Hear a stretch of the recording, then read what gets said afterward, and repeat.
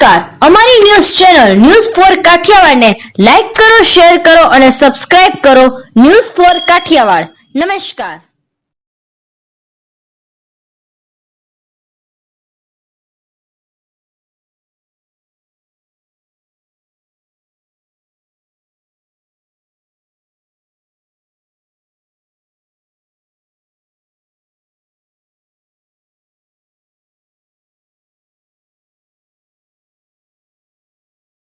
Shriji credit કો બેંકમાં રોકેલા નાણાં પરત આપવા માટેની માંગને લઈને બેંકના ગ્રાહકોએ જૂનાગઢ કલેક્ટરશ્રીને એક આવેદનપત્ર આપ્યું છે.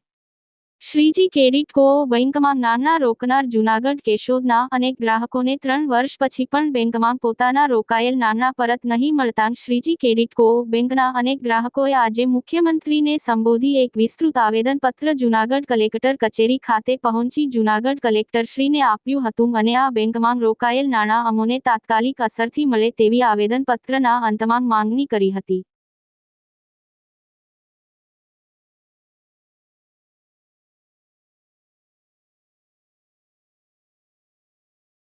જી, હું દામોદરભાઈ જોશી, રહેવાસી કેશોદ. આજરોજ અમે કલેક્ટર સાહેબને બધાએ શ્રીજી ક્રેડિટ કોઓપરેટિવ સોસાયટીમાં અમે જે બધાએ નાણાં મૂક્યા ડિપોઝિટ એ નહીં પરત મળતા રજૂઆત કરવા માટે આવેલ અને અરજીઓ પણ આપેલ છે. મારા ખુદના પણ 3.5 લાખ રૂપિયા તેમાં છે. આજે 3 વર્ષ થઈ ગયા, હજી કોઈ વ્યાજ કે આ કંઈ મળેલ નથી. અમે નિવૃત્ત કર્મચારી હોય અને મારે જે કાંઈ હકીસા મળ્યા છે એના ઉપર અમારું ગુજરાન ચાલતું હોય તો આ અમારી સાહેબને બધાને વિનંતી છે કે અમારા નાણાં પરત અમને મળે. ધન્યવાદ. જય જી, તમારું નામ? હું દામોદરભાઈ એમ જોશી, નિવૃત્ત કર્મચારી, હાલ કેશોદ. શ્રીજી કોઓપરેટિવ બેંક લિમિટેડમાં અમોએ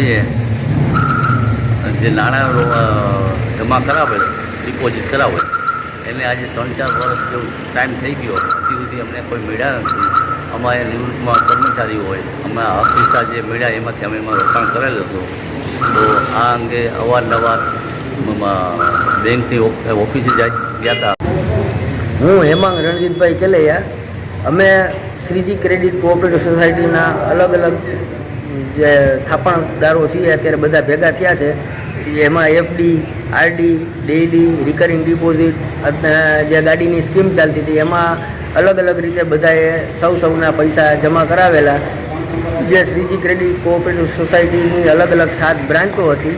હાલ તો એ બધી બ્રાન્ચો બંધ થઈ અને મર્જ થઈ અને જૂનાગઢ બ્રાન્ચ ઝાંઝેડા ચોકડી 3માં ચાલુ કરેલ.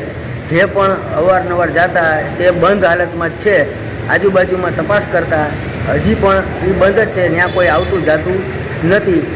એમાં અમે બધાએ અલગ અલગ રીતે જે પૈસા મૂકેલા, સૌની ડિપોઝિટ છે કે જે રીતે એ બધા પૈસાનું અમને બાંહેધરી પત્રક આજથી 2 વર્ષ પહેલાં કે 2.5 વર્ષ પહેલાં આપવામાં આવેલ કે તમને 6 થી 7 મહિનામાં બધાને પૈસા થોડા કરીને મળી જશે. પણ આજે એને 2.5 વર્ષ ઉપર થઈ જતા હજી સુધી કોઈને કાંઈ પેમેન્ટ મળ્યા નથી. અમને નથી મળ્યા. જ્યારે એ લોકોના કહેવા પ્રમાણે એમ કહે છે કે અમે આટલા કરોડ રૂપિયા ચૂકવી દીધા છે, હવે કેને ચૂકવવા છે એ તો અમને ખબર નથી. અમને તો મળ્યા નથી. જે બાબતે અમે અવારનવાર એસપી સાહેબને અગાઉ પણ અરજી એક આપેલી હતી, ત્યારે પણ અમને બાંહેધરી પત્રક મળી ગયું છે એમ કરીને કીધેલું કે ભાઈ તમને થોડા ટાઈમમાં પૈસા બધાને મળી જશે, તમે રાહ જુઓ, ખોટું કંઈ કરો માં. એ પછી આજે આટલા ટાઈમ થઈ ગયા તો અમે સહકાર વિભાગમાં ગયા. જે સહકાર મંડળીના સહકારી અધિકારી હોય જેની અંડરમાં આ મંડળી આવે છે, જે લોકો આ મંડળીનું ઓડિટ કરે છે, ત્યાં જવાથી અમે 4-5 દિવસ પહેલાં ગયા ત્યારે એવું કીધેલું કે ભાઈ આ મંડળીનું વ્યવસ્થિત રીતે ઓડિટ થઈ ગયેલું છે, આમાં ક્યાંય ઊંચાપાત દર્શાવેલી નથી. મંડળી ગામ પાસેથી વધારે રૂપિયા માગે છે અને દેવાના ઓછા છે એવું કહી અને અમે બધું સુપ્રત કલેક્ટર સાહેબને કરેલું છે. જેથી આજ રોજ અમે કલેક્ટર સાહેબને અહીંયા મળવા આવ્યા. કલેક્ટર સાહેબ તો મળી શકેલા ના હોય, મિટિંગમાં હોય. અમે ડેપ્યુટી કલેક્ટર સાહેબને મળ્યા અને એમને કીધું છે કે ભાઈ અહીંયા આવેદન આપો અને તમે એસપી સાહેબને જાણ કરો. એ પછી અમને